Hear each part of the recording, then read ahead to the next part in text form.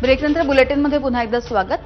भारताचे विद्यमान सरन्यायाधीश संजीव खन्ना हे 13 मे रोजी निवृत्त होत आहेत आणि त्यांच्यानंतर भारताचे 52वे सरन्यायाधीश म्हणून सर्वोच्च न्यायालयामधील ज्येष्ठ न्यायमूर्ती भूषण रामकृष्ण गवई यांची नियुक्ती होती आहे। नागपूरचे असलेले भूषण गवई यांना 14 मे रोजी राष्ट्रपती द्रौपदी मुर्मू यांच्या हस्ते सरन्यायाधीश पदाची शपथ दिली जाईल।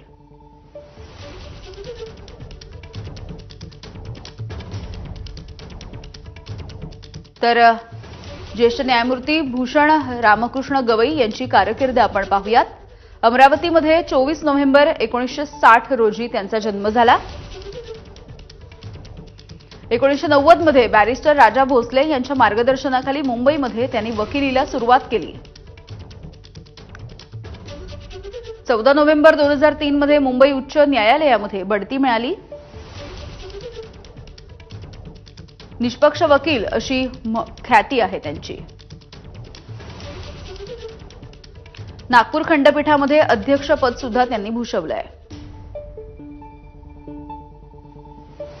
24 मे 2019 ला सर्वोच्च न्यायालयामध्ये ते न्यायाधीश होते।